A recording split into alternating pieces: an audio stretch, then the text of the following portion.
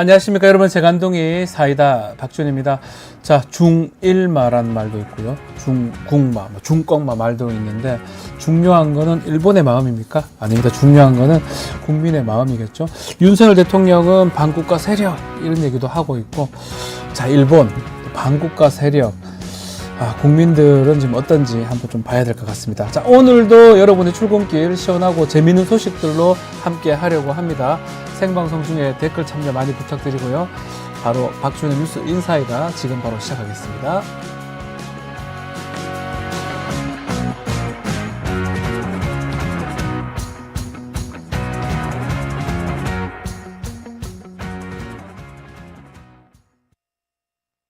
리서치 앱테크 아직 시작 안 하셨나요?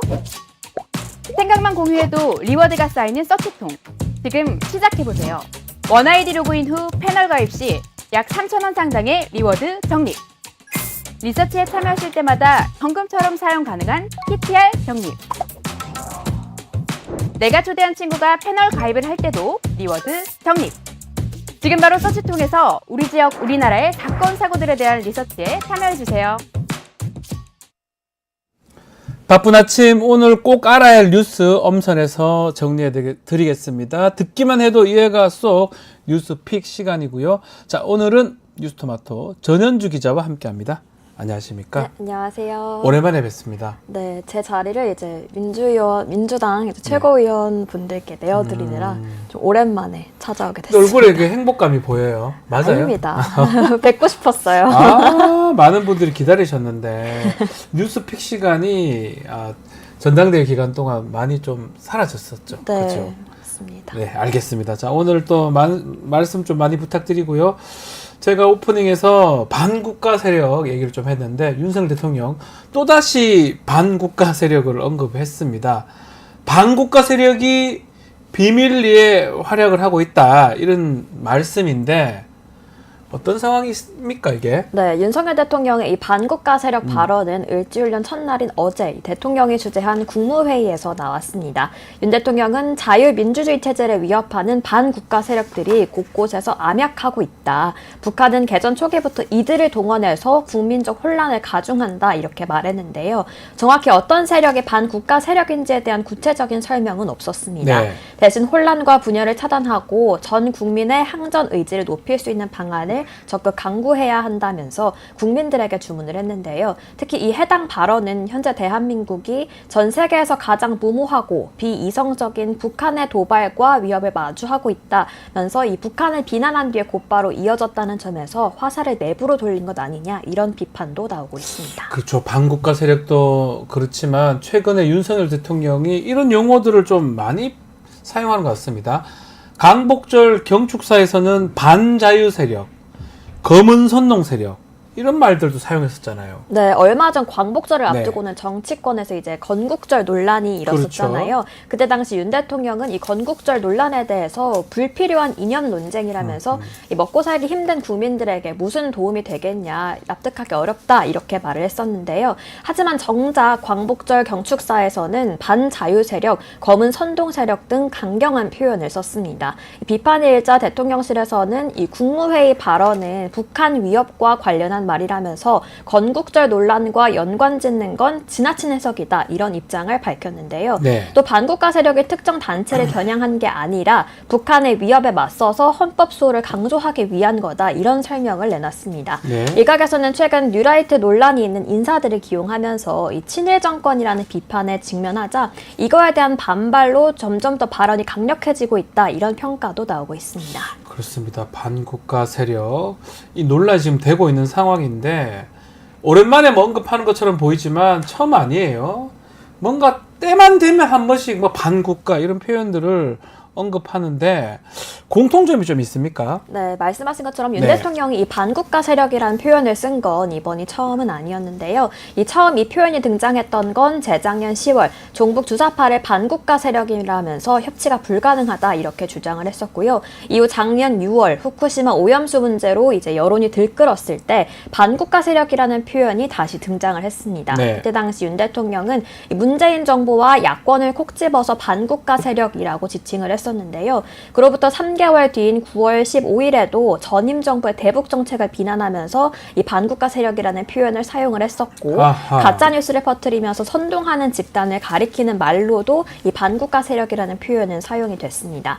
지금까지 이 해당 표현이 사용된 시점을 좀 살펴보면 공통점이 있는데요. 뭐죠? 바로 이 윤 대통령의 역사 인식이 논란이 될 때라는 점입니다. 또 이 반국가 세력을 왜 이 시기에 또 명확히 어떤 세력을 지칭하는지에 대한 충분한 설명도 동반되지 않았다는 공통점이 있고요.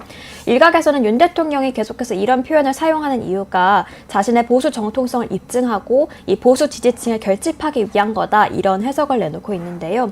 실제로 어제 발표된 리얼미터 조사 결과 국정 지지율은 지난주보다 2.9%포인트 하락을 했고 그 주된 원인으로 윤 대통령의 역사 인식이 꼽히고 있습니다. 자, 윤석열 대통령 발언. 야당의 입장은 어떻습니까? 야당은 이에 대해서 굉장히 강력하게 반발을 하고 나섰는데요. 네. 노종면 민주당 대변인은 식민사관에 물든 친일 정권임이 드러나자 이제는 북풍몰이 카드를 꺼냈다라면서 빨갱이 소탕 작전이라도 벌이겠다는 뜻이냐라면서 질타를 했고요. 또 박지원 민주당 의원은 귀를 씻고 들어도 극우 이념 가스라이팅이라면서 반국가 세력이라고 하지 말고 꼭 집어서 야당, 비판 언론, 국민 이렇게 말하라 이렇게 꼬집었습니다. 그렇죠. 또 조국혁신당도 비판에 가세를 했는데 강미정 조국혁신당 대변인은 반국가 세력이라는 풍차를 향해 돌격하는 돈키호테 같다 이렇게 말하기도 했습니다. 그래요. 누가 반국가 세력인지, 제가 반국가 세력인지 이런 스스로의 자문도 해봤습니다. 국가를 매우 사랑하고요. 그래서 반국가 세력이 누군지 정확하게 얘기를 해야 되는데 댓글에 좀 표현이 됐습니다.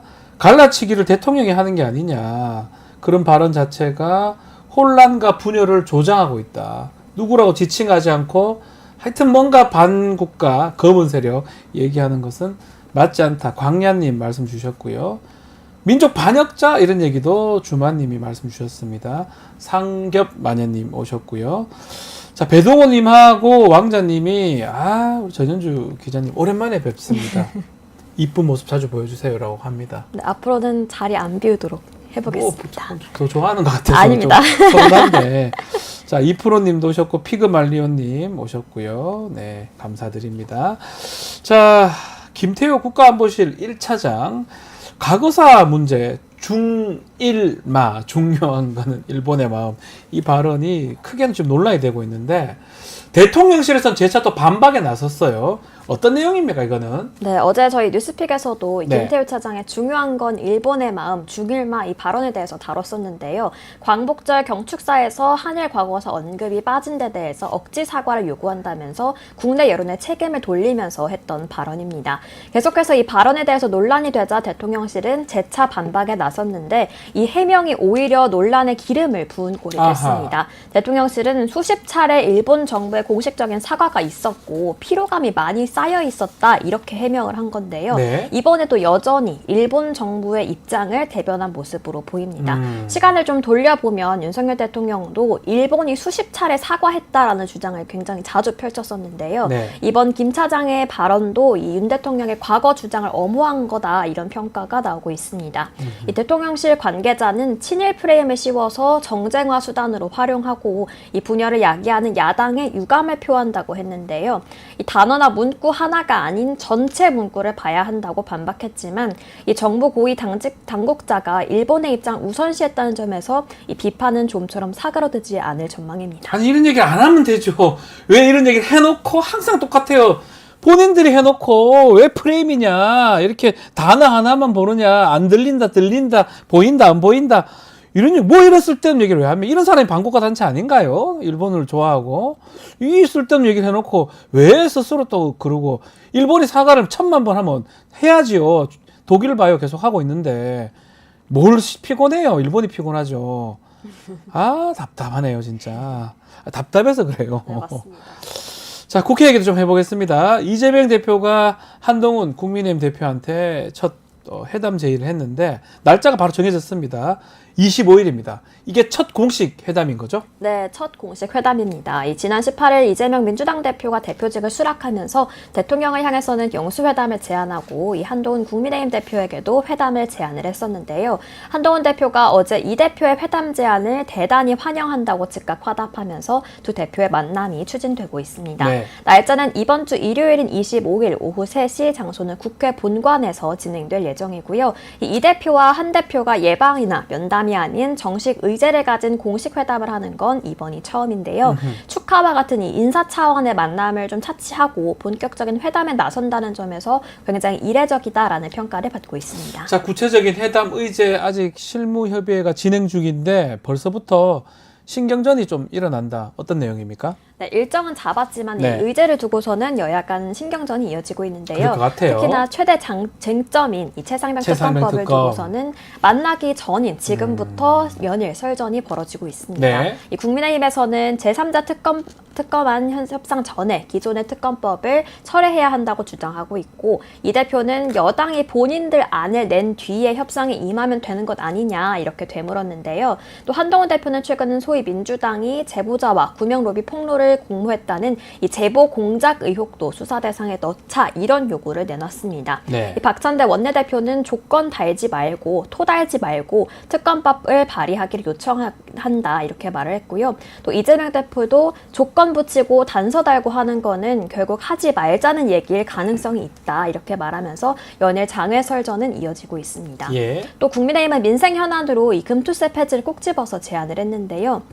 민주당 내부에서도 이 금투세에 대한 입장이 좀 정리되지 않은 만큼 민주당은 이에 대한 언급은 따로 하지 않았습니다. 이번 회담 결과가 각 대표의 좀 정치력을 시험해 볼 수 있다는 관측도 나오고 있고, 또 양측 모두 좀 신임 대표인 만큼 성과를 내기 위한 전략 싸움이 치열할 것으로 보입니다. 자, 이재명 대표, 한동훈 대표 어쨌든 간에 이제 두 사람이 이제 만나게 되는데 언론 반응도 좀 궁금합니다.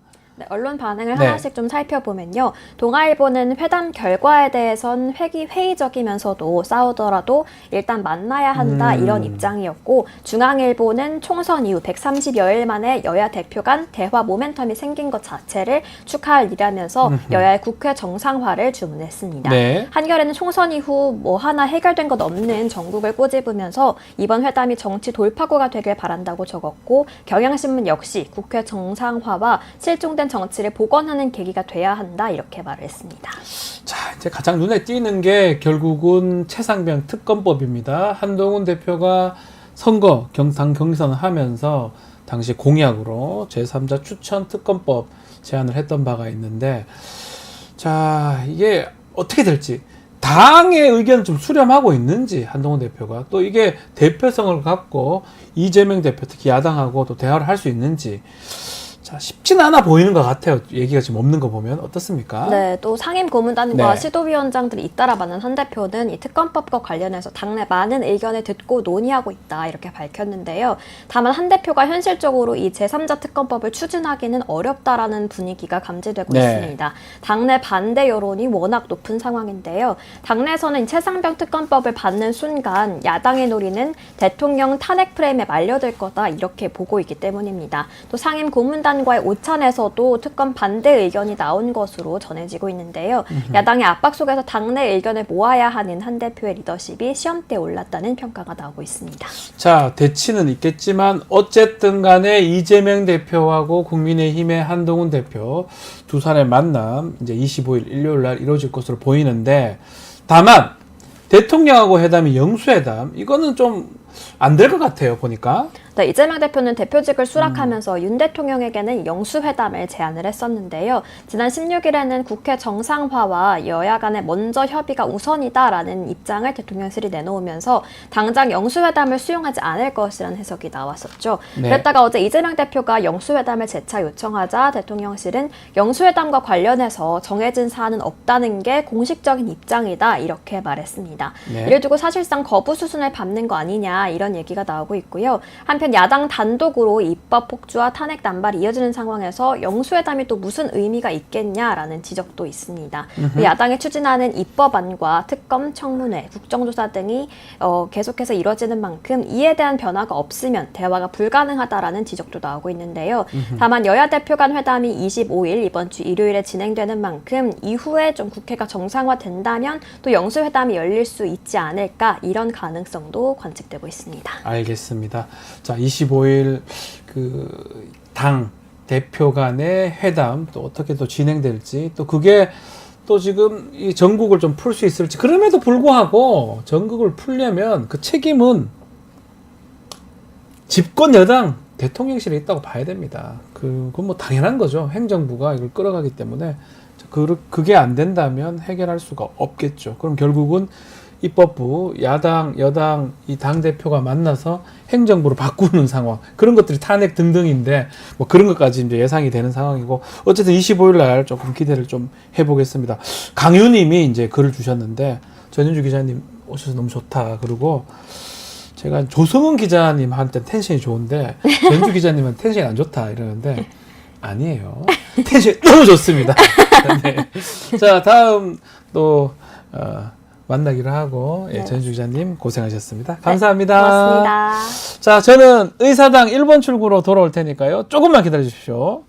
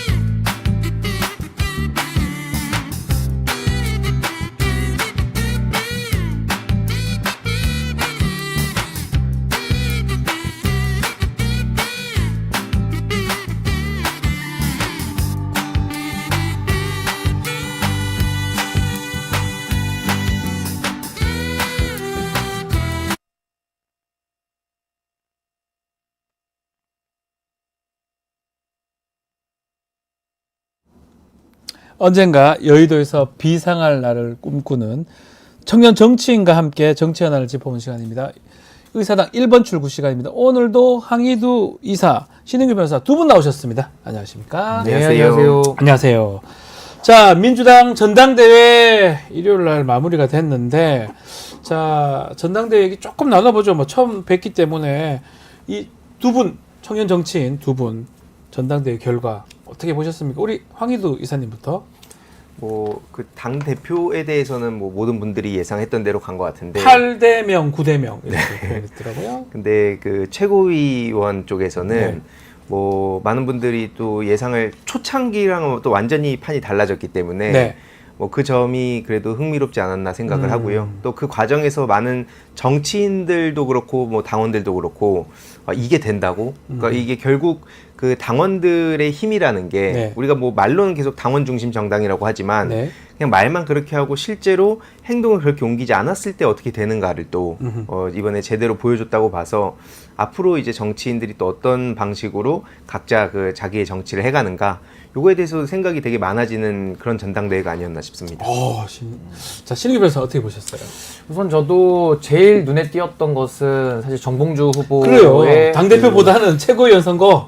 실패한 전략으로 인해서 와. 사실은 그 집단지성이 아주 그냥 짧은 시간 안에 작동이 돼가지고 그런 거 본 적 있습니까? 뭐 거의 저 이거는 거의 처음 좀 드문 같은데요. 상황이었는데 마지막 전당대회 당일날 바뀐 거잖아요. 그러니까 이것은 이제 정봉주 후보의 뭐 전략 실패라고 봐야 할지 아니면 실수를 위기관리 능력을 못해서 뭐 그렇게 넘어진 것인지는 모르겠습니다만은 네네네네. 어찌됐든 당원들이 조직적으로 유기체처럼 움직여서 나름의 성과를 낸 거는 저는 유의미하게 네. 보고요. 다만 이제 저는 이번에 하나 또 특기할 만한 것은 지금 호남 출신이 없고 그렇죠. 다 수도권 출신인 것은 매우 장점이지만은 그 전현희 의원이 6위에서 2위로 갑자기 급부상을 했거든요. 근데 그 급부상의 원인에서는 사실 서울 경선이니까 서울 지역구라는 점 하나와 네. 또 하나는 그 법사위에서 다소 강한 발언, 뭐 강한 발언 내지는 지금 맞제명까지 가고 있기 때문에 상당히 정치적으로 논란을 불러일으킬 수 있는 발언을 통해서 이제 2위로 올라간 걸로 예. 보여지거든요. 그렇다라고 한다면은 요런 사례가 자꾸 반복이 되면 조금 더 민주당 내부에서도 당원들에게 인정받기 위해서 더 센 말과 더 센 표현이 더 난무할 수가 있어요. 그래서 이런 것들은 또 중도 확장에 있어서는 또 걸림돌이 될 아하. 가능성도 매우 높아 보인다. 그 양면이 저는 다 동시에 존재했다라고 저는 봅니다. 자, 연임에 성공한 이재명 대표 2기 체제가 꾸려졌고요. 1기에 비해서는 어떤 측면에서는 2기가 색채가 좀 더 확실해졌다. 이런 평가도 있는 것 같습니다. 그렇지만 장점, 단점도 있는 것 같아요. 황 이사는 장점을 좀 얘기해 주시고 신 변호사는 단점을 좀 얘기해 주시면 좋을 것 같아요.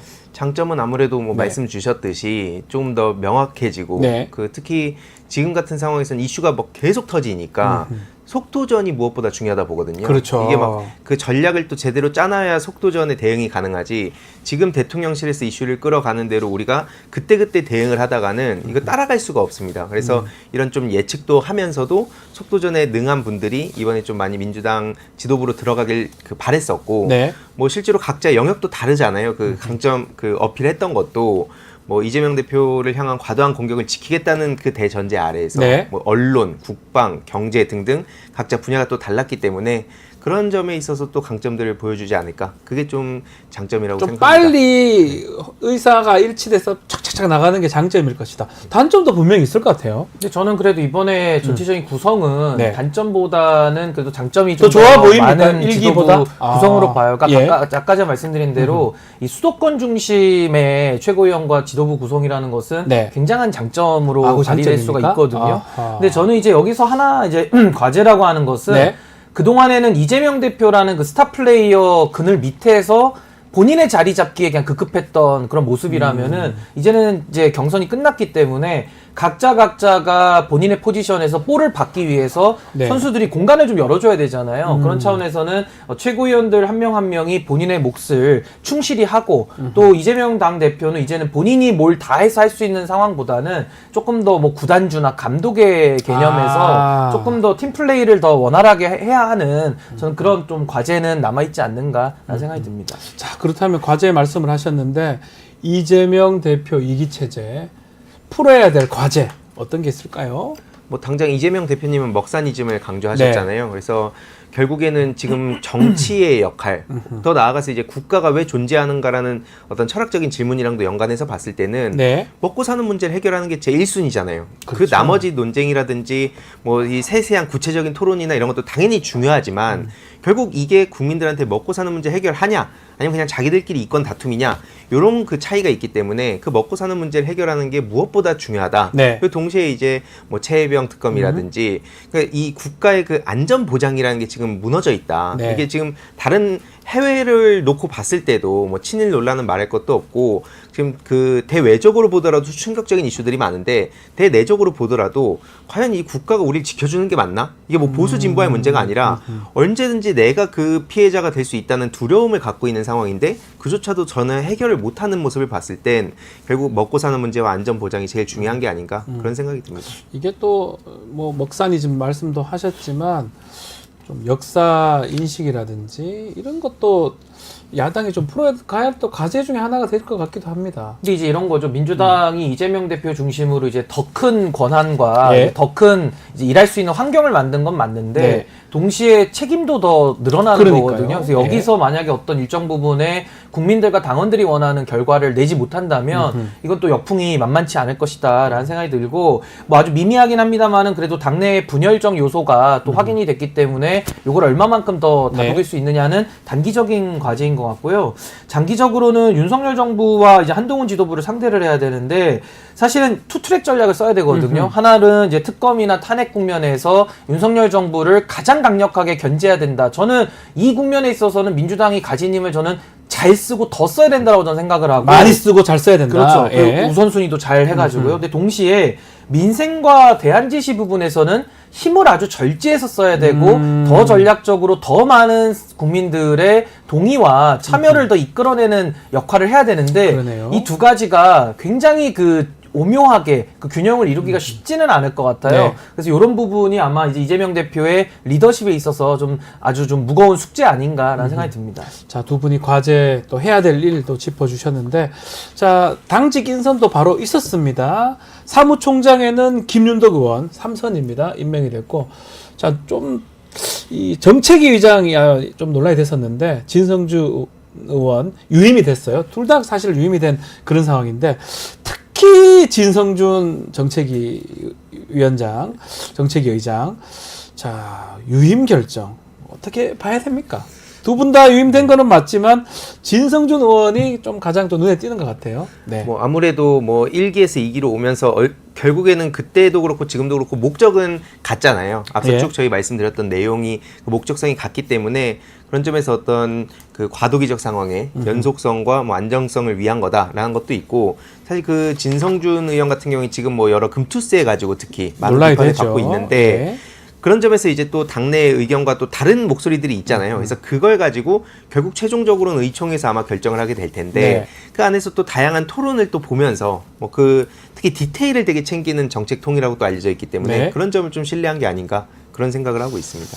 자, 뭐, 어떻게 보십니까? 금투세 때문에 진성준 의원이 약간 비판도 많이 받고, 또 한동훈 또 당대표가 또 바로 치고 들어가는 바람에 좀 논란이 좀 됐었는데, 이재명 대표는 당신 그대로 하겠다. 아마 바뀌지 않을까 이렇게 예상을 많이 했었거든요. 근데 저는 이 부분은 약간 이재명 대표의 자신감 내지 아. 한동훈 대표와의 좀 차별화 전략 아닌가라는 생각이 듭니다. 네. 우선 뭐 사무총장 유임이야 뭐 이재명 대표와 이제 호흡을 맞췄을 그렇죠. 테니까 뭐 자연스러워 보이긴 하는데 정책위 의장은 뭐 교체하면 교체할 수도 있는 국면이거든요. 뭐 교체해도 되는 거죠, 사실은. 왜냐면 이제 이견도 오래 발생했고 했으니까. 또 여러 예. 가지 논란도 있었으니까요. 예. 근데 이제 문제는 한동훈 대표는 본인과 생각이 다른 정정식 정책위 의장을 품으라고 하는 여러 조언이 있었음에도 불구하고 결국 이제 품지 않고 본인의 사람 꼽기 위해서 안간힘을 썼고 예. 또 모양도 그렇게 좋지 않았고요. 그러고 나서 새로운 김상훈 정책위 의장 와도 별로 이렇게 대접받는 느낌이 잘 안 들어요. 근데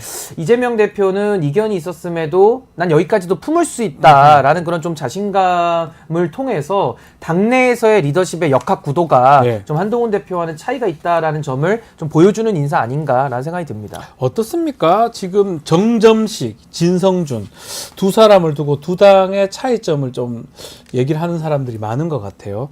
한동훈 당대표는 한 10일 끌었습니다. 바꾸는데 오랫동안 끌어서 그 김상훈 의원으로 바꿨는데 이재명 대표는 뭐 당일날 바로 그냥 진성준 한 번 더 하세요. 금투세 당신 말 뭐 한번 들어봅시다. 이래 된 거거든요.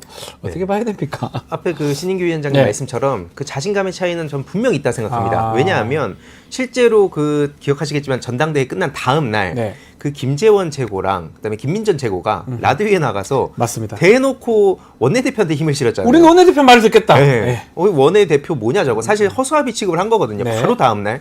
그러니까 이제 한동훈 대표 입장에서는 항상 그 막대사수라고 제가 표현을 하는데 마지막 댓글은 내가 써야 된다처럼 항상 그렇게 목소리 높이지만 실질적으로는 또 알맹이도 많이 없고 또 사실 자기 그 세력도 정치권 내부에서는 딱히 없다는 평가를 받기 때문에 그런 점에서도 당연히 차이가 나지 않을까. 그래서 특히 이준석 대표 주자가 어떤 식으로 쫓겨났는가를 또 옆에서 봤기 때문에 네. 그래서 이제 거기에 목숨을 건 것 같은데 반면 이재명 대표 같은 경우에는 지금 당 그 리더십 차원에서도 확실히 2기 체제에서 훨씬 더 1기보다도 더 강화된 모습을 보였고 또 그리고 다수의 국민들의 요구도 결국 지금 윤석열 정부를 끌어내려달라는 쪽으로 흘러가고 있기 때문에 그런 점에 좀 차이를 부각시킨 게 아닌가 저도 생각합니다. 저는 한 두세 가지 네. 차이가 있다고 보는데 일단 지지율에서도 차이가 많이 나죠. 이재명 그렇죠. 대표는 85%, 그리고 한동훈 대표는 63%. 그것도 커요. 63%도 큰 거예요, 사실. 네, 근데 그 차이가 하나가 있고 또 아. 하나는 한동훈 대표는 본인이 공천한 사람들이 아니에요. 그러니까 아. 당의 비상대책위원장이었지만 법무부 장관 하다가 거의 불 끌어온 사람이기 때문에 그러니까요. 이조 심판론 노래 부르는 사실상의 얼굴마담으로 소비된 사람이지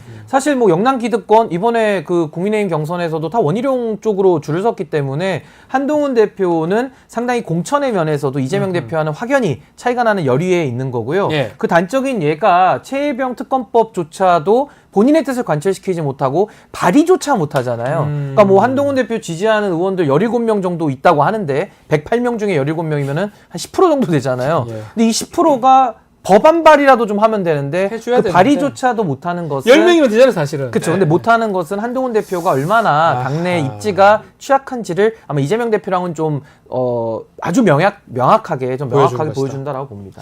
자, 그리고 당직 인선 관련해서 지금 우리 신 변호사 약간 얘기를 했는데 호남 지역, 특히 광주, 전남 지역이 좀 빠져 있다 이런 평가도 있어요. 김윤덕 사무총장은 전주입니다. 전북 전주. 그래서 호남이라고 하지만 조금 달리 본다면 광주, 전남 지역 의원은 지금 없다라는 건데, 자, 그렇다면 이게 좀 민주당의 어떤 텃밭이 사실 호남인데 지도부에 배치가 안 된다.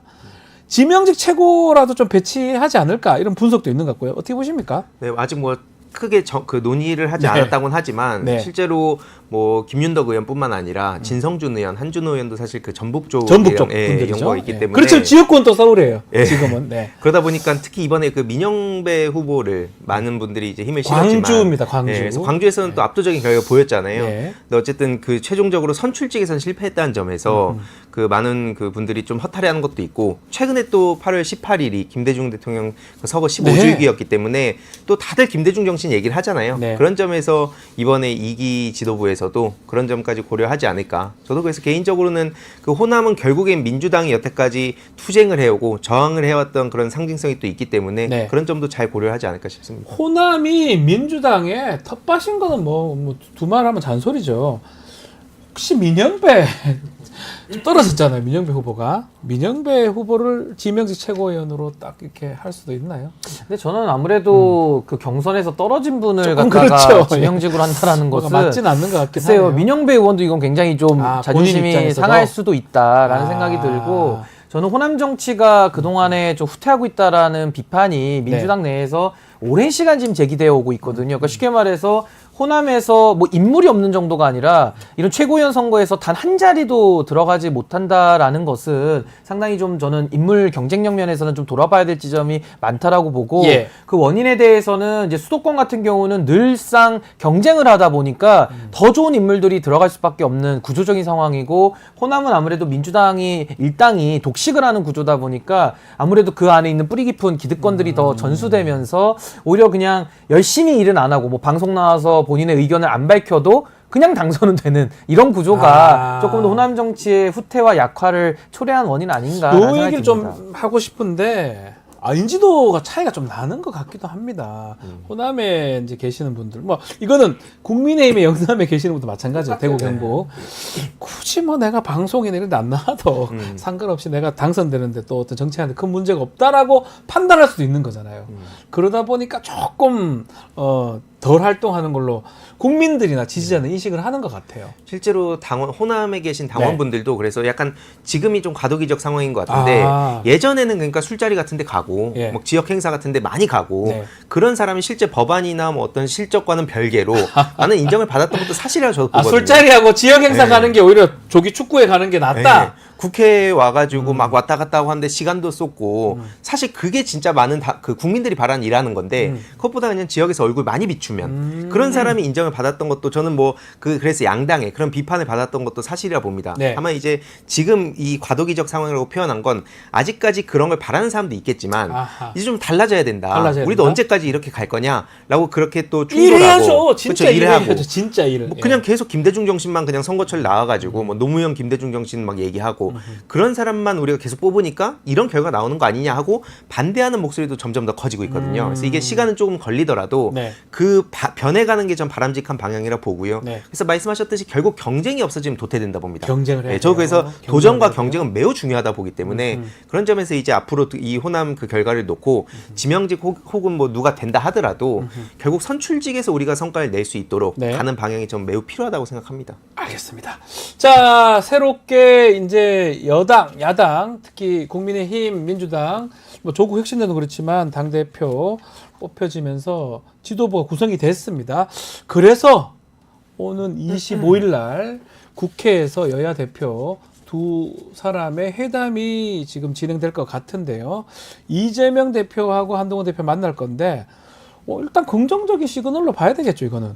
근데 지금 대표 회담이 예. 거의 뭐 3년 1개월 만에 열린다. 저는 너무나 어색합니다. 처음 봅니다. 처음 봐요, 이거를. 아니, 그러니까 이제 정치 상황 상태를 단적으로 보여주는 그 수치 네, 아닌가라는 맞습니다. 생각이 들고, 전 이제 이재명 대표와 한동훈 대표가 만난다라고 하는 것은 그냥 만남을 위한 만남으로 끝나서는 안 될 것이고, 뭔가 나름대로 좀 정치의 돌파구를 찾는 그런 노력은 반드시 필요하다라고 저는 보고요. 근데 오히려 저는 이재명 대표에게는 좀 상당한 기회가 있다라고 저는 봅니다. 이재명 대표한테 기회가 있다. 아까 제가 그 투트랙 전략을 예. 잘 구사해야 된다라고 이야기를 그렇죠. 드렸는데 네. 그냥 간단합니다. 네. 윤석열 대통령에 대해서는 협치고 뭐고 필요 없습니다. 제가 볼 때는 왜 그러세요? 그냥 저는 윤석열 대통령에 대해서 네. 변화 가능성이 없기 때문에 없다. 저는 결론을 내리고 그 결론에 일관된 스탠스만 저는 잘 유지하면 된다. 그리고 국회가 가진 권한과 힘을 써야 됩니다. 그걸 안 쓰면 저는 국민들이 역풍이 온다고 보고요. 그리고 한동훈 대표에 대해서는 저는 뭐 받아줄 수 있는 것들은 좀 받아줘도 된다. 왜냐하면 어쨌든 다음 대선에는 윤석열 대통령이 출마하는 게 아니고 네. 한동훈 대표를 비롯한 여권 주자들이 이제 출마를 하는 거거든요.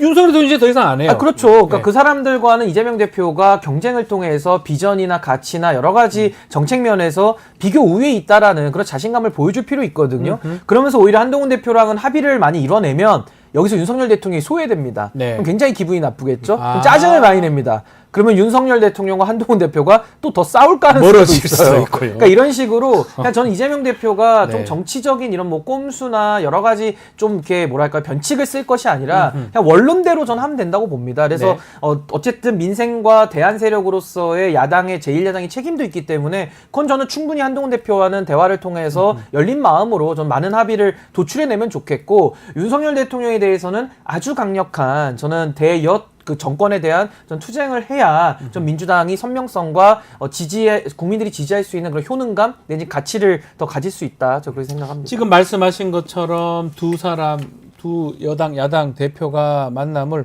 뭔가 예방, 면담 이런 거 아닙니다. 공식적으로 의제를 갖춘 공식적인 회담을 하겠다.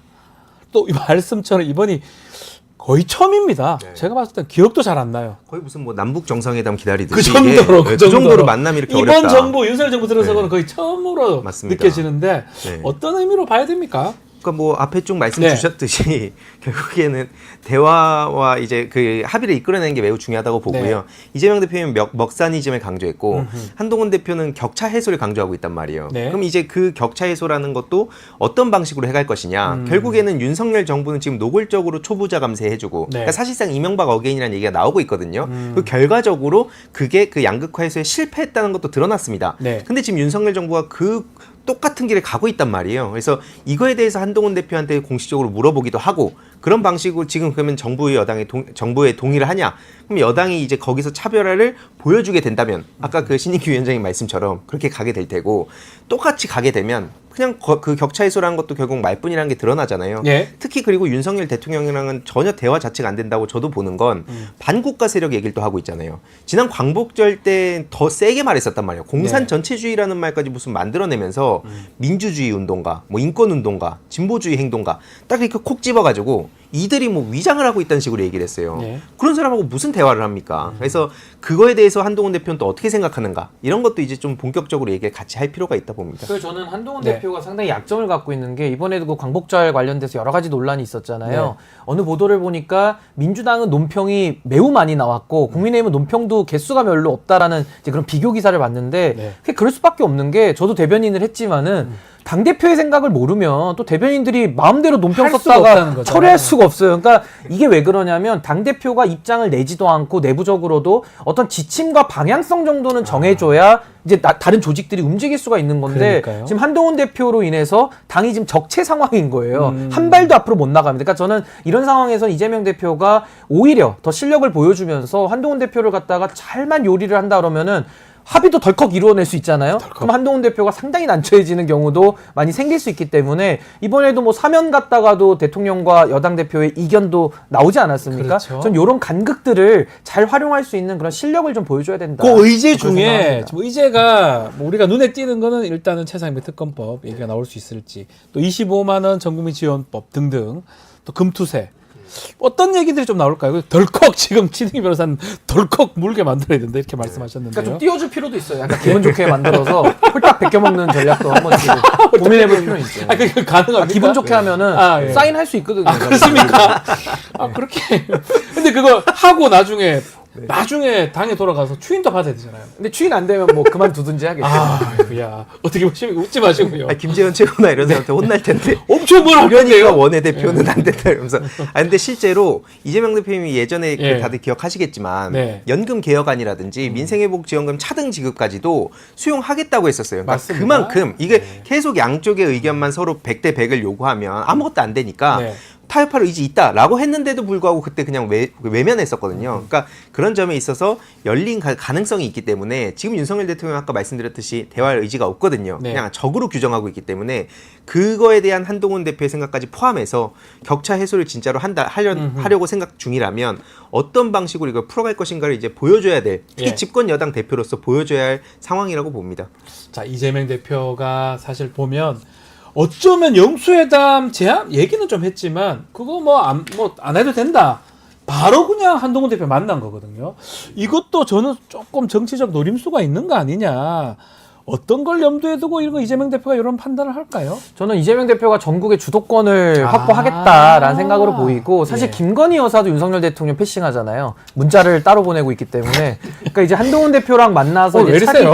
차기 권력들이 예, 뭔가 예. 판을 짜기 시작하면 윤석열 대통령이 계속 소외되는 부분이 그렇게? 작동을 하고요. 실제로? 저는 그냥 민주당에게 저는 뭐 조언 아닌 조언을 드리자면은 우선순위를 좀 잘 저는 정했으면 좋겠다. 그러니까 그물망식으로 투망식으로 메뉴를 막 던지는 것은 아무런 도움이 안 돼요. 그러니까 전 여론전을 위해서 우선순위를 좀 명확하게 했으면 좋겠다는 생각이고 두 번째는 방법론인데 타협을 해야 될 때 타협을 하고요. 네. 타협을 하지 말아야 될 건 타협을 안 하는 게 정답이거든요. 네. 근데 제가 요즘에 굉장히 우려스러운 것은 박찬대 원내대표가 최혜병 특검 관련해서는 마치 개혁신당 입장을 따라가려는 모습을 보이고 있어요. 네. 이런 식으로 가면 다 죽는 겁니다. 제가 볼 때는. 아. 왜냐하면 진실규명도 못하고 예. 그러면서 국민적 비판도 받는 거거든요. 그래서 저는 특검과 이런 정의의 문제, 진실의 문제, 그러니까 뭐 특검도 많이 할 필요도 없어요. 윤석열 부부 특검 딱 2개만 하면 되고 2개에 대해서는 밥을 굶든지 삭발을 하든지 목숨을 걸고 이걸 받아내는 노력을 해야 되는 거거든요. 그리고 나머지 영역, 뭐 예를 들면 민생회복지원금이라든지 아니 노란봉투법 여러 가지 그런 민생 이슈들은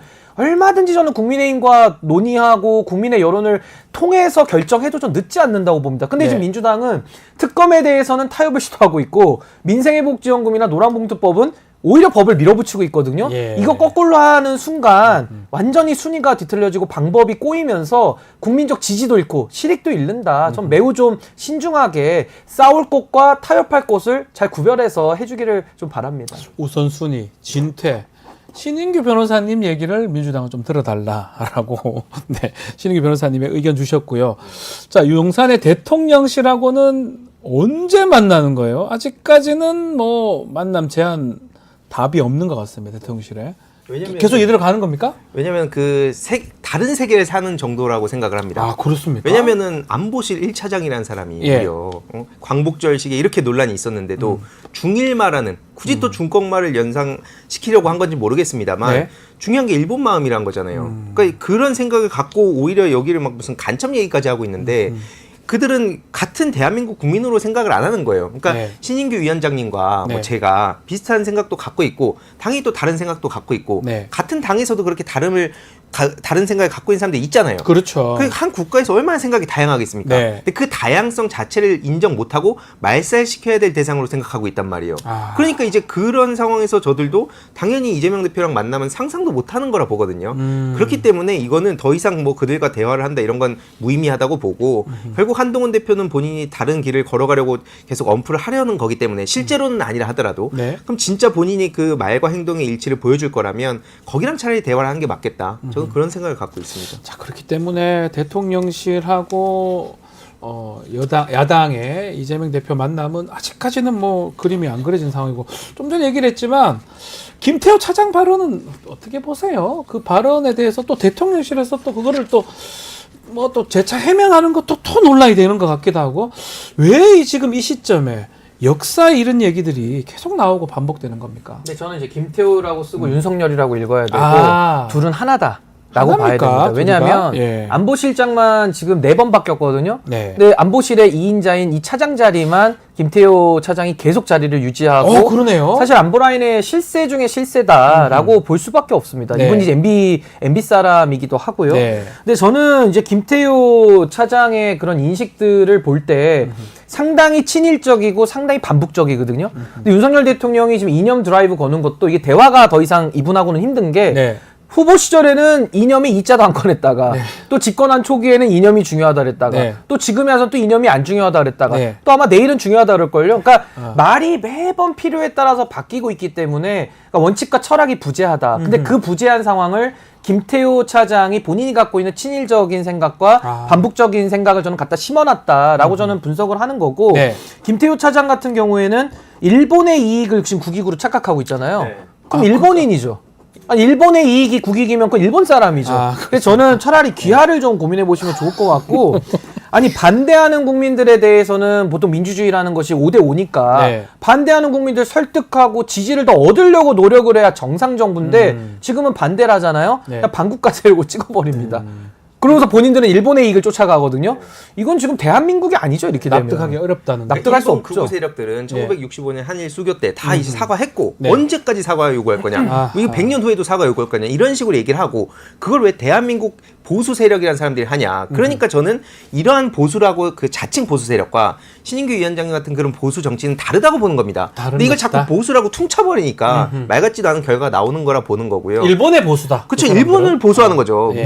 저들이 뭘 도대체 어떤 가치를 보수하는 겁니까? 그러니까 그래서 저는 대한민국 보수 세력이라고 저도 볼 수 없는 거고 윤석열 대통령이 틈만 나면 노무현 정신 타령하고 뭐 네. 김건희 씨도 뭐 카톡으로 뭐 노무현 대통령 존경한다 이런 얘기 막 했잖아요. 네. 노무현 대통령께서 어떤 말씀하셨냐면 예전에 그 고이즈미 총리 시절에 우리가 더 바라는 것도 사과를 계속 하라는 게 아니다. 네. 사과를 했으면 그 과거 문제에 대해서 행동으로 보여달라는 겁니다. 그렇죠. 맨날 막 말은 저렇게 해놓고 또 뒤에서는 또 장난질 치고 지금 일본 같은 경우에도 윤석열 정부 시기 때 다 해먹으려는 거 아니에요. 막 독도까지 건드리고 그렇죠. 심지어 대한민국 정부에서는 왜 독도 방어 훈련도 제대로 안 합니까? 그러니까 이런 불안감을 어떻게 해소할 것인지를 보여줘야지 광복절에 무슨 뭐 박민 KBS는 뭐 기미가요를 틀고 있고 네. 이러니까 이거 대한민국 보수 세력으로 볼 수 없다는 겁니다. 아니 그리고 본인들이 네. 뭐 일본에 대해서 자신감이 있다. 아까 뭐 더 이상 사과 요구할 필요 없다. 이렇게 얘기하거든요.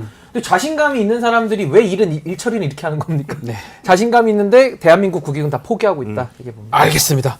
자, 오늘 의사당 1번 출구 아주 또 따끔한 말씀들까지 마무리가 됐습니다. 항의도 이사 신은규 변호사와 말씀 나눴습니다. 두 번 말씀 감사합니다. 감사합니다. 고맙습니다.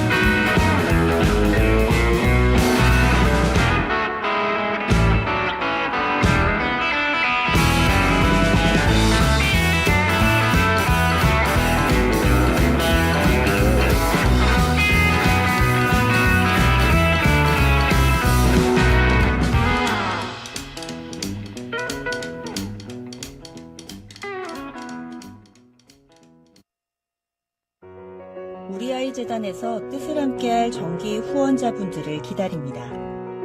우리 아이 재단은 한반도 어린이를 위한 재단입니다. 배고픈 어린이들에게 영양 가득한 국수를 보내고 영유아 자폐 조기 검사 지원, 베이비박스의 이유식 정기 배달, 중증장애 및 취약 아동들을 지원하고 있습니다. 따뜻한 손길을 이어주는 분들께 우리 아이 팔찌와 감사 선물을 드립니다. 지속적인 지원을 통해 더 많은 어린이들에게 도움을 줄 수 있도록 정기 후원자가 되어주세요. 후원 문의 02-2128-3344, 2128-3344. 자, 이제 청문회에서 이분의 불효령이 안 들리면 많이 섭섭합니다. 저만 그런지 모르겠습니다. 지난주 검사 탄핵 청문회에서도 촌철살인 발언 쏟아냈습니다. 언제나 속 시원한 발언해 주시는 국민의 답답한 마음을 뻥 뚫어주시는 서영거 더불어민주당 의원과 함께하겠습니다. 안녕하십니까? 저는 감사합니다. 너무 칭찬이. 의원님 목소리가 네. 이런 말하면 조금 죄송스러울 수도 있는데 마이크도 좀 필요 없는 것 같아요. 네. 발언이 이제 끝나면 마이크가 이제 꺼지잖아요. 네. 다 들려요. 네. 다른 의원님들은 마이크가 꺼지면 안 들리기 때문에 네. 무슨 말이지 더 이상 하지 마시지인데 네. 의원님 목소리는 크기도 하고 시원하기도 해서 잘 들립니다. 어쩜 말을 이렇게 멋있게 잘하세요. 잘 들립니다. 그래서 감사합니다. 근데 또 청문회가 또 네. 계속 진행될 거니까 네, 또 속 네. 시원한 또 말씀 또 기대도 좋습니까? 검찰총장 청문회가 남아 있습니다. 예. 기대하셔야 청문회, 됩니다. 인사청문회 예. 말씀하시는 거죠? 검찰총장 인사청문회 있고요. 또 탄핵 관련한 청문회들도 남아 검사 있고요. 탄핵 청문회도 계속 네. 준비되어 있고. 네. 자, 먼저 2년간의 최고위원 임기 이제 마치셨습니다. 네. 소회도 한번 말씀 주시면 좋을 것 같습니다. 네. 제가 최고위원을 하길 참 잘했습니다. 네. 출마하길 참 잘했습니다. 사실 제가 되게 목소리도 크고 적극적이어서 제가 막 출마하고 싶어 할 거라고 착각을 하는데 예. 사실 저는 3선이었고 아. 예, 그리고 또 중진입니다. 아하. 나가서 아주 1등을 하지 못하면 안 되기 때문에 아. 출마를 주저할 수밖에 없고요. 그러네요. 그리고 또 저희는 가늘고 길게 가는 게 저희 목표였는데 많은 분들이 3선 이상의 목소리도 좀 내야 한다. 또 제가 행안위원장을 참 잘했어요. 그래서 전체를 이렇게 아우르고 소통하는 역할이 필요하다 그래서 최고위원을 요청하셨는데요. 네. 정말 밀리다시피 해서 최고위원에 나왔거든요. 근데 참 나오기를 잘했습니다. 네. 최고위원 하기를 참 잘했습니다. 이재명 대표와 한 게 참 좋았고요. 제가 정청래 최고 이기고 수석하고 싶었는데 정청래 최고가 수석한 것도 참 잘했다 이렇게 생각하고요. 예. 왜냐하면 잘합니다. 근데 그 멤버로 같이 했던 것도 참 의미 있었고요. 네. 총선을 승리로 이끌 수 있어 행복했고요. 아하. 그리고 당원들이 참 좋아해 주셨습니다. 그전과 달리 최고위원하고 잘했다, 고맙다. 인기가 더 늘어난 좋아졌습니다. 것 같아요. 그런 너무 의미에서. 감사합니다. 예. 네. 하기를 참 잘했습니다. 잘했다. 당원 여러분 그리고 국민 여러분 감사합니다. 또 우리 열심히 댓글에서 잘하겠습니다. 고생하셨습니다. 네. 최백살님 댓글도 주셨는데 네. 이번에 새롭게 지도부가 꾸려졌습니다. 네. 그냥 짧게 평 한번 주시면 좋을 것 같아요. 참 잘 잘 꾸려졌습니다. 뽑았다. 구성이 참 잘 됐습니다. 아. 제가 최고위원 열심히 했는데 최고위원 나오는 사람들 면면을 보고 네. 어쩜 다 저렇게 좋을까. 네. 그리고 훌륭하다 이렇게 생각했고요. 아. 흥미진진했고 제 가슴이 두근거렸습니다. 네. 그런데 구성된 사람들 면면을 보면 뭐 출마했던 사람들도 좋았는데 네. 참 잘 구성되었다 이렇게 아하. 생각하고요. 저희는 이제 조금 더 넓은 영역에서 최고위원들과 함께하면 되겠다. 코아에서 네. 선명하게 그리고 또 국민을 위해 잘 해줬으면 좋겠다 이렇게 생각하고 특히 이재명 대표가 또 중심을 딱 잡아주고 있어서 네. 참 좋다 이렇게 생각합니다. 네. 참 아름다운 의원님 서영교, 박경직님께서 댓글 어머, 주셨습니다. 어머. 감사합니다. 자, 본격적으로 검사 탄핵 청문회 이야기 좀 해보겠습니다. 네. 자, 이번 청문회 하이라이트를 좀 꼽아주시면 좋을 것 같아요. 제일 좀 눈에 띄었던 저는 거의 다 보긴 다 봤는데 네. 좀 화나셨던 장면 하나를 좀 픽해 주시면 좋을 것 같아요. 우선 하이라이트는요. 예. 국민 여러분 이문정 검사가 나왔다는 나왔어요. 겁니다. 이문정 검사님 나왔었어요. 이문정 검사가 나왔는데 사실은 증인이 초기에는 한 명이어서 네. 약간 저희도 당황했습니다. 아침에 한 명 계셔서 이문정 예. 검사 계셔서 이거 청문회가 제대로 될까 이런 생각했었거든요. 저희도 사실은 당황했습니다. 네. 당황했는데 이문정 검사님의 말씀 한마디 한마디가 주옥 같았어요. 그리고 저 여인은 저렇게 거세고 험하고 자기네끼리 카르텔을 엮고 있는 그 검찰 안에서 예. 어떻게 저렇게 진흙 속에 연꽃처럼 잘 컸을까. 그런데 잘 큰 것만이 아니라 고발도 당하고 징계도 당하고 맞습니다. 예. 온갖 거 다 당하면서 저렇게 꼿꼿하게 저렇게 예쁘게 생긋생긋 웃어가면서 검찰의 잘못된 점, 비리, 부패한 거를 지적하면서 여당의 검찰도 아니고 예. 야당의 검찰도 아니고 국민의 검찰이 하기 위해서 자기가 노력하고 있다는 모습을 보여줬을 때 네. 저는 김영철 검사 탄핵 청문회에서 그 검사가 어때야 되는가라고 하는 모습을 보여줬다고 생각하고요. 그렇죠. 그분이 검사들의 그 비리와 문제점들을 감찰하는 일을 하면서 검사의 문제점을 지적해서 김영철 검사하고 직결된다고 네. 봤습니다. 그것은 정말 예쁜 하이라이트고요. 예쁜 하이라이트, 좋은 예. 하이라이트. 또 흥미진진한 하이라이트는 오후 6시 네. 이후였는데요.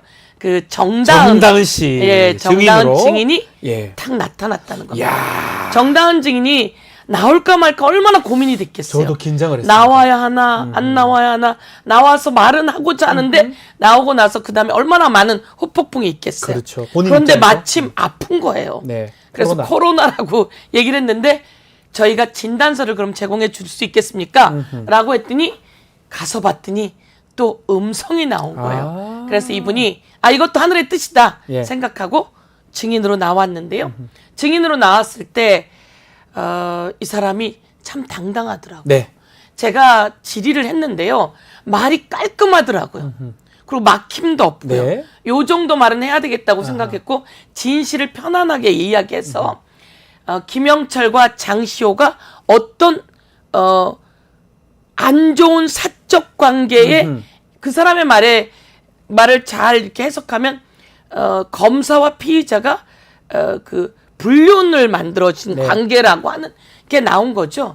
숙박시설에 같이 있었다는 맞다. 거. 예. 그리고 그 숙박시설을 자신이 본인이 예약해줬다는 예약해줬다. 거. 그리고 고맙다는 문자를 받은 거. 받았다. 그리고 고마움과 동시에 예약을 이 사람이 해줬으니 돈을 받은 거예요. 그렇죠. 그것까지 다 가지고 있었고 그것들을 얘기했기 때문에 그날의 하이라이트.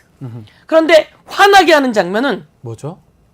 국민의힘당입니다. 국힘당. 이렇게 국힘당 이렇게 뻔한 내용들이 다 나와 있고 자신들도 봤을 거예요. 네. 그런데 이 김영철 검사를 두둔하고 가리고 증거가 없다고 계속 이야기하는 그렇죠. 거죠. 예. 그런데 자, 제가 그날 증거를 다 들이대게 된 냈죠. 거죠. 예. 그 정다은 씨 사실은 정말 하이라이트였습니다. 네. 김영철 검사 그리고 장시호 씨 그 연관성들을 핵심으로 증언을 직접 다 해줬어요. 본인 얼굴 다 대놓고 다 얘기해주고. 근데 전 궁금했던 게 언론 보도가 상당히 미진해요. 네네. 저희는 이렇게 얘기를 하는데 제가 그렇게 보고 제가 만약에 기자라면 이거는 대서특필해야 되는데 네, 그렇습니다. 이렇게 기사화가 덜 되는 것도 좀 놀랍거든요. 어떻게 보십니까?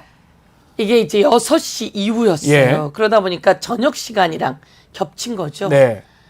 그래서 이 아주 중요한 거 목숨을 걸고 나온 거거든요. 그렇죠. 거기 나오고 나면 얼마나 많은 이제 핍박과 탄압, 뭐 위증이라고 하는 무슨 빌미라도 잡아서 예. 법적인 뭐 이런 여러 가지가 있을 겁니다. 검사가 또 그런데 괴롭힐 거 아니에요. 괴롭힐 겁니다. 예. 그런데 저희가 지킬 겁니다. 정다은 씨는 저희가 꼭 지키겠다고 그날 이야기했고요. 예. 공익제보자 등 여러 가지를 살펴가면서 건드리지 못하게 지킬 거다 이렇게 말씀드리고요. 그런데 그날 현장에 연합뉴스도 있었어요. 기자들 있었습니까? 예, 그래서 제가 말을 했죠. 이 내용을 꼭 부탁한다. 보도해달라. 그리고 또 제가 전화까지 드렸습니다. 음. 그리고 다른 것들도 했는데 보도가 안 나와요. 왜 보도를 안 합니까? 그런데 우선 뭐 저희는 위로를 하자면 그래도 네. 언론인데 저녁 시간이라 겹쳐 그렇겠지. 다른 보도가 있어 그렇겠지라고 애써 제가 주문을 외우지만 그게 아닌 거거든요. 충분히 이야기했고 제가 그러니까요. 보도자료까지 또 뿌렸어요. 그러니까요. 이거 빨리 알려줘야 된다. 보도자료까지 뿌리고 그 영상까지 같이 뿌렸어요. 근데 네. 안 됐고 TV조선이 오히려 한 TV 군데에서 조선이, 예. 보도를 했고 다른 보도가 없지만 도대체 언론 이러시면 안 되는 안 거죠. 되죠. 안 되죠. 무엇이 두려워서 그러니까요. 무엇을 가리는 겁니까? 이 세상에 다 나왔는데 예 언론 이러시면 안 되는 안 됩니다. 거고요. 안 됩니다. 언론의 위상이 뚝 떨어지게 되는 겁니다. 지금 이제 문제되는 게 김영철 검사가 장시호 아니면 당 등등에게 위증 교사를 했냐 안 했냐. 본인은 나오질 않았습니다. 자, 또 우리 김영철 검사 의혹이 만약 맞다면, 그런 위증 교사가 맞다면, 이게 사실 장시호 씨는 박근혜 국정농단 사건에서도 여러 증언들을 했던 바가 있습니다. 네. 그러니까 박근혜 국정농단 사건도 다시 봐야 된다, 이런 말씀을 서영교 의원께서 하셨습니다. 이것도 한번 말씀해 주십시오. 박근혜 국정농단을 제가 다시 봐야 된다 그런 건 아니고요. 네. 그거는 이제 장동혁 의원이 그렇게 얘기를 한 거고요. 아, 장동혁 의원이요? 네. 그러니까 박근혜 국정농단을 다시 들여다봐야 된다 아. 이런 얘기를 그쪽에서 한 거고요. 예. 그런데 이제 저희가 이 의혹하고 이 증거들을 이제 문자 증거 네. 제가 이거 지금 이거 보여드려도 한번 보여주시면 좋을 될까요? 것 같아요. 예. 제가 이제 판례를 또 가지고 오셨습니다. 예.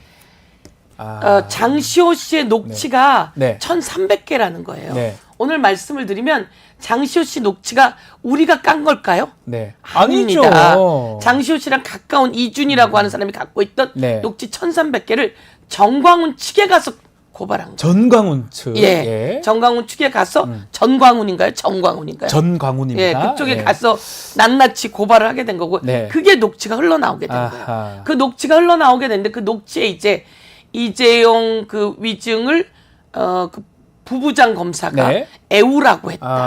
아. 울고불고 하면서 애웠다. 이런 녹취가 나온 거예요. 이재용 뭐 프로포폴 이런 것들 얘기하라는 거잖아요. 그럴 네. 가능성이 높아 높죠. 보이죠. 그런데 이제 어쨌든 그런 이야기를 계속했는데 이거 허언이에요. 네. 라고 이제 나중에. 방어를 한 거죠. 그러니까 김영철이 허언이에요. 라고 방어를 한 거예요. 예. 그런데 방어를 하려면 이 문자까지 방어했는데 문자는 방어가 안 야, 되는 요 거죠. 문자도 한번 이건 소개를 좀 주고받은 해주시죠. 거예요. 예. 장시호가 뭐뭐 변호사 오빠 연락처 좀 달래서 줬어. 다른 사건 때문에 엿줄 말이 있는데 엿줄 말이 이때 있대. 우리 집 일은 다 사임해서 라고 장시호가 오빠 연락처 이렇게 이야기합니다. 자, 공공 변호사 오빠는 이 김영철 검사를 말하는 걸까요? 글쎄요. 그래 보이죠? 밑에 이제 보이죠? 그래 보이네요. 밑에 뭐라고 나왔습니까? 오케이. 김영철 오케이. 아, 이 오빠 오빠는 검사네. 그럼 누구겠어요? 김영철이죠. 오빠네요. 김영철이 오케이 한 거예요. 어허. 이게 문자에 있어요. 이건 방어를 못 하는 거죠. 네, 이거 방어 못 합니다. 녹취도 방어할 수가 없어요. 예, 예, 그런데 예. 그거는 전부 다 허언이었다라는 식으로 얘기를 했는데 장시호가 예. 뭐 가장으로 얘기해 터풍 떠났다 네. 이렇게 할 수가 이 문자는 장시호랑 아니잖아요. 오케이하고 예. 오빠 주고 받잖아요. 오빠라고 하고 오케이를 한다. 네. 어떤 검사가 피해자랑 오빠 동생이 됩니까? 그러면 안 되죠. 안 되죠. 저 오빠는 변호사도 뭐예요? 오빠 없어요. 오빠는 뭐예요? 둘이 무슨 관계인지 아, 한번 그거는 뭐 볼게요. 관계는 모르지만 자, 그다음 그것만 있는 게 아니었어요. 있네요. 또 하나 있는 거죠. 네. 여기는 뭐라고 나오냐면 네. 이건희 회장님 돌아가심 속보바 급 연락 부탁. 금방 연락을 못 한 거예요. 네. 그러니까 바로 옆에 뭐라고 써 있습니까? 이름이 김영철 미안 통화 가능? 둘은 반말해요. 아이고야. 근데 장시호가 뭐라 그러냐면 좀 이따가 할게. 뭐래요? 세수 중이래요. 세수 중. 그러면서 하는 말이 둘만의 폰이 있는 거예요. 공구 땡땡. 공구 땡땡으로 할게. 이야. 이거는 아무도 방어를 못 해요. 예. 김영철 검사 방어하세요. 방어 못 해요. 야. 이 얘기를 제가 올려놨더니 네. 그리고 이제 제가 물어본 거죠. 국민의힘에게. 네. 보세요. 답변 좀 하세요. 국민의힘 의원님들 그렇게 증거 없다고 하는데 답변 좀 하세요라고 했는데 전부 다 표정이 어떤지 아세요? 네. 그 송석준 의원은 좀 답변 안 하시던가요? 답변 못하고 말씀 제일 전부 다- 많으시던데요. 전부 다 이렇게 밑에만 보고 있었어요. 근데 제가 일부러 답변할 들이대고 수도 했는데 없어요, 이거는. 저는 깜짝 놀랐습니다. 이게 말이 되나요? 사실은 이런 게 언론 보도에 안 나오기 돼야 때문에 되죠. 이거 보도돼야 되죠. 아니, 뭐 그거 허풍일 수 있으니까 더 따져봐야 되겠지만 문자 메시지는 다 진짜잖아요. 이거 뭐 어떻게 조작을 하는? 조작이라 하든가 차라리. 그러니까요. 네. 사실은 제가 이 검사 탄핵 준비를 하는데 언론 보도에 많지 않잖아요. 그래서 제가 나와 있는 유튜버를 김영철, 네. 장시호 찍은 다음에 다 들었어요. 듣다가 보니까 이거를 폭로한 네. 고발한 그게 있었던 거죠. 예, 그래서 예. 제가 이거를 찾아내게 된 찾아내셨군요. 겁니다. 그리고 또 또 있습니까? 찾아낸 것 중에서 이 정다은 씨가 준 정다은 씨하고 또 그 장시호하고 공유 주고받은 예. 뭡니까? 숙박해 준 그거죠? 예, 공유 숙박 예, 장소 예약해 준 내용입니다. 하루에 12만 원이야. 1박에 12만 원. 이틀 해야 돼. 예. 그래서 1박 12만 원을 언제 하냐면 예. 8월 19일 날 2020년 8월 19일 19일 날 들어가는 겁니다. 네. 8월 19일 날. 네. 그리고 요 문자는 8월 20일 날 새벽 2시쯤에 주고받은 문자. 딱 맞아 떨어지네요. 예, 사실은. 8월 19일 날 이 숙박 시설에 장시호가 있었고 네. 8월 20일 새벽 2시쯤에 너무 고마워. 네. 이렇게 해서 보냈는데 근데 여기에는 이 1300개의 녹취를 공개한 이준이라고 하는 사람하고 예? 장시호가 여기 같이 있었던 거죠. 아. 같이 있다가 지금 김영철이 올 시간이 된 겁니다. 그래서 장시호가 아니 이준이가 나갑니다. 나가야 되고. 나가다가 헐레벌떡 뛰어오는 그 남자를 보게 되는 아하. 거죠. 그리고 그 남자가 이 방으로 들어가게 예. 되는 거죠. 그리고 그 둘의 녹취가 둘이 있었던 내용의 녹취가 어떻든 장시호를 통해서 나옵니다. 그 내용이 아주 진하죠. 덕분에 즐거운 시간 보냈어요. 문자도 있네요. 예. 그런데 이제 중요한 건 그날 네. 정다은 씨가 나왔잖아요. 예. 이거 보내신 거 맞습니까? 라고 했더니 그렇다는 본인이 얘기했어요. 증언했어요. 네. 이런 문자 있었고 했다고 하잖아요. 그래서 제가 묻습니다. 그러면 지금 그 핸드폰에 이 문자가 남아 있습니까? 남아 있다고. 남아 있다고? 그럼 저희들에게 보여줄 수 있습니까? 라고 했더니 저희들에게 보여준 겁니다. 예. 그래서 그걸 행정실에서 찍었습니다. 그런데 찍으면서 하나 더 내놓은 게 있습니다. 뭐죠? 또 비밀입니까? 장시호가 예. 돈을 보낸대요. 그러니까 예약은 정다은 이름으로 했고 장시호가 돈을 보낸 내역이 있는 거죠. 네. 그러면 예약한 이게 내역이랑. 왜 전문 진술이고 전문이니까 국민의힘 의원들은 뭐 전문이니까 증거 능력 없다 그러고 뭐 난리를 치든 그 요거에 법조인들 대해서는 말하잖아요. 답 답을 할 수 못해요. 없겠네요. 예, 이거에 대해서는 답 못하고요. 이거에 대해서 장동혁 의원도 이렇게 얘기하죠. 네. 이런 내용이 사실이라면 방어할 생각 없다 이렇게 얘기를 합니다. 사실이라면. 예, 이런 걸 보고서 이제 당황한 거죠. 예. 근데 이 부분에 대해서는 아무도 방어를 못합니다. 예. 그리고 여기서 또 있습니까? 뒤에 뭐가 하나 있으니까 어? 그날 이제 이야기하지 못한 건데요. 예. 누굽니까 이분은? 한동훈 대표인데요. 한동훈이에요. 이 사람 한동훈. 왜 나옵니까 여기서? 한동훈이 장시호에게 예. 하겐다즈 준 내용. 하겐다즈 아이스크림 제가 좋아하는 아이스크림인데 그걸 왜 그거 줘요? 비싸서 누가 먹겠습니까? 피의자한테 이거 왜 줘요? 그런데 여기서 이야기합니다. 검사실 문을 누가 똑똑똑 두들기고 얼굴을 빼꼼 내미는데 예. 그게 장시호다. 아. 장시호가 아이스크림 좀 먹어도 돼요? 라고 하면 나는 드세요. 이렇게 복덩인데 여기 복덩이라고 뭘 못 돼 있으니까 주겠어요? 뭘 못 마음껏 주겠어요? 먹어라. 마음껏 먹어라. 이거는 하겐다즈 마음껏 예, 먹어라. 이거는 저희가 처음엔 이 내용이 네. 한 언론에서 이것도 허언이다 그렇게 얘기를 하는 거죠. 그래서 이 부분은 확인해야 합니다. 이렇게 언론이 써요. 네. 그런데 요 내용을 다시 찾아보니까 예. 한동훈 당시 검사가 자기가 동아일보에 인터뷰한 내용이에요. 그 내용이군요. 예, 그러면 아니 저는 한번 여쭤볼게요. 예. 피의자가 검사실 문을 똑똑똑 두들깁니까? 네. 안 돼요. 큰일 나요. 그러니까 어디를 마음대로 돌아다니다가 다른 데서 절대 검사 안 됩니다. 조사받다가 이쪽 검사실 와서 똑똑똑 제가 조사를 엄청 두들깁니까? 받아봤거든요. 제가 알고 그 피해 변호사로서 네. 불가능합니다. 불가능이고 커피 한 잔 안 줍니다. 잘. 그럼요. 특별한 경우 하겐다즈는 그 아이스크림 중에도 제일 특별한 비싼 거죠. 아이스크림이잖아요. 마음껏 먹어라 이렇게 안 돼 되죠, 안 있잖아요. 되죠, 안 되죠. 이런 식의 편의를 충분히 봐줬던 관계가 네. 무르익은 것 아닌가 이렇게 얘기하면서 이 와중에 어떤 위증교사가 있었는지 네. 특별한 대우라고 하는 건 직권남용에 해당되고요. 그리고 진실을 가리는 거에 해당되고요. 가장 문제인 모해 위증에 해당되고요. 네. 그리고 특혜를 준 것은 직권남용에 맞습니다. 해당되고요. 이게 불륜관계로 온다는 것은 징계에서 파면해야 될 심각한 내용입니다. 거죠. 만약 그런데 불륜관계라면 그렇습니다. 네. 그런데 법무부에서 하지 않는 거죠. 네. 그리고 검찰에서도 하지 않는 거죠. 네. 자기네가 조사를 해야 합니다.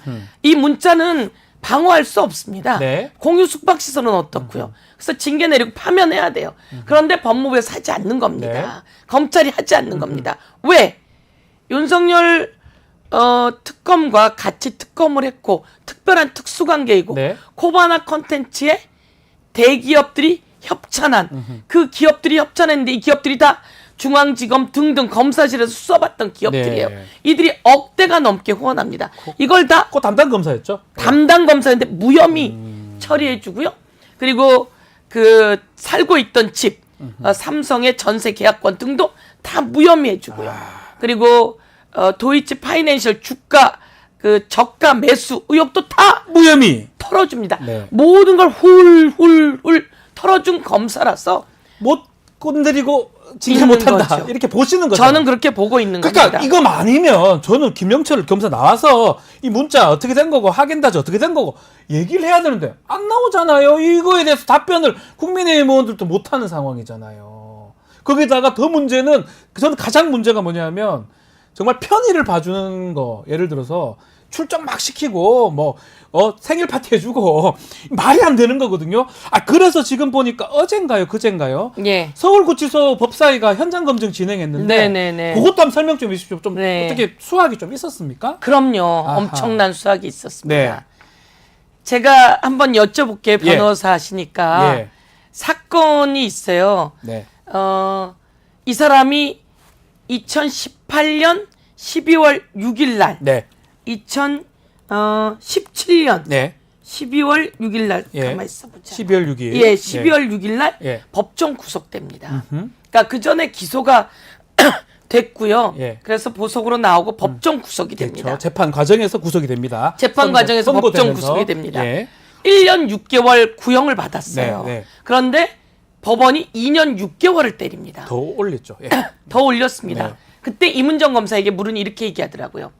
검사가 1년 6개월을 구형을 했는데 법원이 2년 6개월로 법정 구속을 때렸다는 것은 네. 법원에게 잘 봐달라는 신호이다. 맞습니다. 그런데도 불구하고 잘 봐주지 않고 법원이 2년 6개월을 때려서 법정 구속을 시켰다는 것은 이 검사가 약간의 흥정이 있었을 가능성이 높다는 거다. 맞습니다. 맞죠. 라고 맞죠. 하는 이야기를 맞죠. 합니다. 맞습니다. 예. 그런데 이 장시호라고 하는 사람이 검찰에 저희가 이게 바로 그 법 오. 구치소에 가서 출정 받아온 기록들이네요. 자료인데요. 출정 기록이 이렇게 많습니다. 예. 아직 다 못 넣었습니다. 맞네. 이거 안 보여주려고 막 가면 안 그래서 되는데 막 나가고 했거든요. 이거 안 보여주려고 그래서 예. 저희가 들어가서 손으로 다 받아 적은 거 취합한 건데요. 아직 취합을 다 못했어요. 예. 몇 번이나 나갔을까요? 몇 번 나갔을까요? 몇 번 나갔습니까? 보통 저는 몇 나가면 번 안 돼. 나갑니까? 못 나갑니다. 보통 법정 출정 구속되면 예. 2심 때까지 거의 못 나갑니다. 법정 구속 때문에 못 나가죠. 못 나가죠. 뭐 조사할 일도 없거든요, 더 이상. 그러면 조사는 기소 전까지 불러서 조사합니까? 수사 기소 후 수사는 아주 예외적이고 네. 위법일 가능성도 있어요. 그렇게 이야기를 하더라고요. 네. 기소 후 수사는 위법이라고 네. 얘기합니다. 위법의 가능성이 있다고. 그런데 제가 오늘 말씀드리자면 총 몇 번일까요? 몇 번일까요? 한 번이겠죠? 그러니까 두 번? 그 정도 해야 세 되잖아요. 예. 몇 번입니까? 법정 구속되기 전까지 예. 51회였습니다. 이야, 말이 안 법정 되는데. 구속되기 전까지 말이 안 51회. 되죠. 말이 안 되죠. 그럼 법정 구속이 되면 이게 기소가 된 지도 한참 전이고 예. 그리고 법정 구속된 다음에는 검사가 불러서는 안 안 돼요. 됩니다. 뭐 이제 구속됐고 죄가 인정됐는데 뭐하러 부릅니까? 조사할 법정 필요도 구속이 없죠. 된 다음에 몇 번일까요? 몇 번입니까? 17번입니다. 그것도 말이 안 됩니다. 17번도. 12월 6일 날 법정 구속이 됐는데요. 예. 2월 4일에도 부르고 2월 11일에도 불렀는데요. 왜 불러요? 왜 불러요? 2월 10일이 장시호 아들 생일입니다. 그러면 그 청문회에서 정다은 씨의 진술이 맞네요. 확인되는 거네요. 그거는 이제 김영철 검사가 다시 이야기를 해야죠. 네. 근데 김영철 검사는 저는 2월 5일 날 대검 대검으로 갔어요. 이렇게 얘기를 해요. 그래서 제가 다시 보니까 네. 2월 5일 날 가기 전에 법정 구속됐는데 부르면 돼요, 안 돼요? 안 돼요. 안 돼요. 그런데 2월 5일 날 12월 6일 날 법정 구속됐는데 2월 5일 날 갔다고 자기가 그래서 그러면 그래? 그럼 2월 4일 날 불렀나? 그러고 봤더니 2월 4일 날 불렀을까요? 안 불렀을까요? 불렀습니까? 이게 성과라는 거죠. 다 나왔다는 거네요. 2월 4일 날 특검으로 부른 거죠. 2월 4일 날 장시호를 불렀고 그래서 특검으로 불렀고 어떻든 이 기록에는 본인이 대검 가더라도 특검에 갈 수 있잖아요. 그럴 수도 있고요. 본인이 뭐가 문제입니까? 장시호가 문제. 장시호는 움직이면 안 되는 사람. 구속된 사람이 그 구치소에 있어야 될 사람이 서울 구치소에 있어야 될 사람이 왔다 갔다 하는 거잖아요. 말이 됩니까? 자그만치 이렇게 많이? 많습니다. 예. 부럽네요. 부럽다. 아니 이거보다도 예. 더 많아요. 더 아직 많아요? 더 못 넣은 거고요. 여기를 보면 2월 4일, 2월 11일 이렇게 특검에 부른 기록들이 나와 있고요. 그게 1112호입니다. 네. 2월 4일에도 1112호 검사실로 갔다는 거죠? 예, 특검실로 갔다 이런 특검실로. 건데요. 아까 이제 뭐 그 한동훈 방을 똑똑똑 두들겨서 하겐다조 줬다 이런 거 보면 거기 뭐 검사실이야 왔다 갔다 그들이 다 서로 공유하는 방 아닐까 이런 생각도 들긴 합니다. 이게 무서운 게 일반적인 피의자 법정 구속은 뭐냐면 불구속 상태로 재판 받다가 재판 과정에서 너 실형 선고받고 구속이 되는 겁니다. 수사는 더 이상 필요 없어요. 예외적인 얘기가 뭐냐면 딴 사람 수사 뭐 이런 거 때문에 정말 예외적일 때 그런 게 필요한데 지금 보면 결국은 우리 특검에서 밝혀내야 되는 게 위증을 시키려고 편의를 제공하고 이런 것들을 지금 밝히는 과정이잖아요. 그렇습니다. 그럼 재반 증거들이 다 드러난다면 당사자나 관련자가 나와서 아니다라고 얘기를 해야 되는 겁니다. 근데 나오지 않고 있고 그럼 증거들은 지금 다 드러나고 있고 매우 지금 문제인 상황인데 이 앞으로 지금 김영철 말고도 강백신, 엄희준, 박상용 나머지 검사들도 있는데 네. 뭐 혹시 김영철을 제일 먼저 소환하는 이유는 따로 있을까요? 청문회 연 이후? 네, 우선 그 김건희 특검도 네. 지금 진행되고 있거든요. 예. 그런 속에서 커바나 컨텐츠에 대한 기업들의 협찬 이것을 보다가 무혐의를 다 쳐서 이 사람이 더 이상 김영철이 예, 막을 쳐버린 걸 보고 이 사람 문제가 있다. 제일 크다. 예, 그리고 주가 조작에 대해서도 도이치모터스 파이낸셜 저가 매수 관련해서 다 무혐의를 쳐요. 그리고 이 주가 조작도 그래서 무혐의를 치는 네. 부분들이 있고 여러 가지를 무혐의를 친 걸 보고 이 사람이 거기에 대해서 문제가 있다라고 저희가 판단하게 된 겁니다. 나머지 그래서 셋보다 더 좀 세다고. 문제가 그렇죠. 더 크다. 제대로 수사를 안 안 했고 했고. 봐주기를 했고 권력에 대해서 줄을 확실하게 세우고 있다 이렇게 판단을 하고 이 사람에 대해서 먼저 해야 된다라고 했는데 그 와중에 네. 장시호 씨 건이 딱 터지니까. 드러나게 된 겁니다. 예. 드러나게 되면서 저희가 처음엔 그렇게 생각했죠. 이거 장시호가 중간에 그렇게 얘기한 거거든요. 예. 제가 허언이에요라는 식으로 얘기를 했단 말이에요. 그리고 김영철이 그거 봐요 허언이에요 뭐 이런 식으로 얘기를 한 거예요. 맞습니다. 그 문자 있어요. 예, 그래서 저희가 그걸 보다가 네. 이거 그런가? 라고 해서 사실은 보게 됐어요. 네. 보게 됐는데 뭐 이런 게 있다는 이거 거죠. 다 나왔잖아요. 다 나왔잖아요. 허언 아니잖아요. 허언 허언 아니고 아니잖아요. 여기에다 오빠 나오고 뭐 딱 오빠가 오케이. 엄사예요. 오빠 오케이. 오빠가 오케이 했어. 예. 오빠 그러니까 오케이. 만약 오빠 아니면 예. 왜 당신은 나한테 오빠라고 하시죠? 그럼요. 이렇게 해야죠. 예. 이런 말 하시면 안 됩니다. 왜 나한테 문자를 보냅니까? 보내면 안 이렇게 해야 됩니다. 피의자, 예. 피고인. 이렇게. 피고인 이러시면 안 그렇게 됩니다. 해야죠. 이렇게 예. 얘기해야 되고 그렇게 해야죠. 여기서는 또 오빠 오케이 여기서는 통화 가능 뭐 이렇게 주고받고 세수하고 나서 이건 무슨 관계예요? 그리고 개인적인 폰으로 또 따로 하는 거. 네. 이건 완전히 검찰이 다 조사해야 되는 관계. 조사해야 된다. 그리고 김영철 공유 검사. 숙박 시설은 더 뭐고 문제고. 여기 사실은 제가 말 안 한 게 있는데요. 더 있어요. 이거 단독으로 얘기해 주시죠. 그날 김승원 예. 의원이 질의하면서 깐 녹취가 있습니다. 네. 저는 사실 그거 못 봤어요. 아. 잠자리 얘기가 나옵니다. 저는 깜짝 그래요? 놀랐어요. 그럼 저는 못 본 거였어요. 전 다 듣고 봤는데 예. 저는 못 본 내용이 나오고요.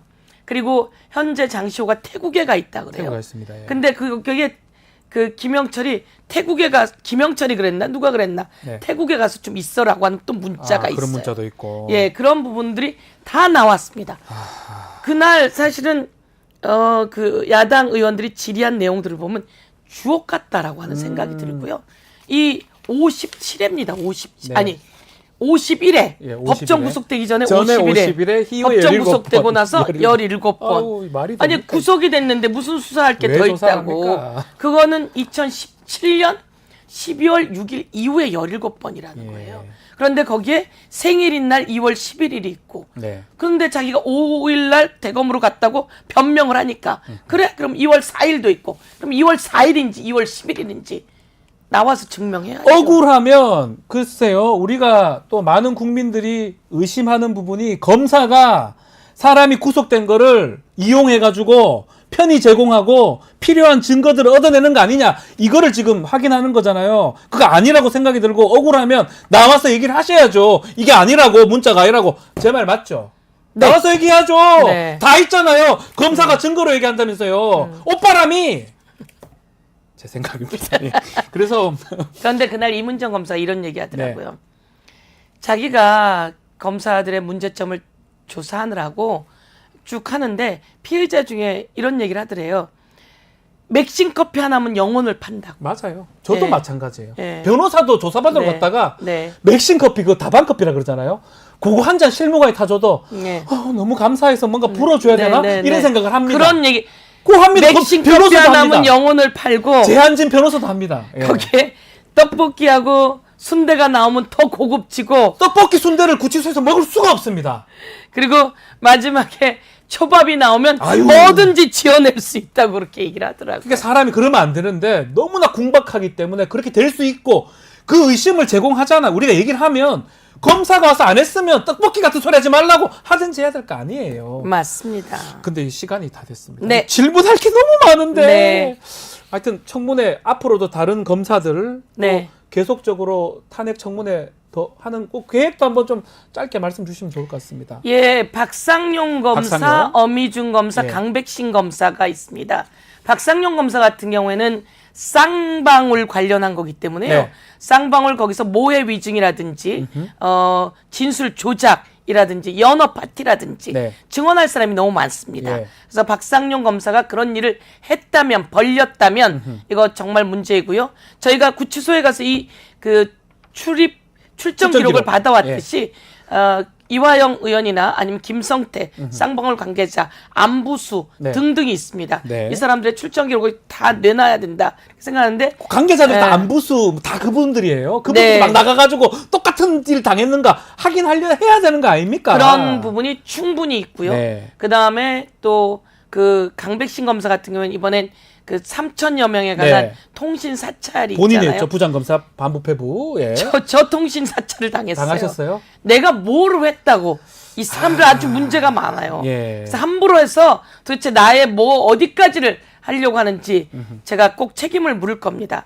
그리고 어미준 검사 관련해서는 어미준. 예, 과거 문제점들이 아주 많이 네. 그대로 드러나 있는 부분이어서 끝까지 이 부분에 대해서 검사는 수사를 제대로 해야 되고 네. 공정하게 해야 되고 그럼에도 불구하고 자기가 짜맞춰 놓은 대로 피의자의 진술을 이끌어서 이 범죄를 구성하려고 한다면 이건 검사가 더 이상 아니고 네. 범죄자입니다. 맞습니다. 그 범죄자를 공직자이기 때문에 검찰이 법무부가 징계함에도 불구하고 안 하잖아요. 그걸 오히려 조작하는 가능성이 훨씬 더 높기 그러니까 때문에 국회가 하는 거 아닙니까?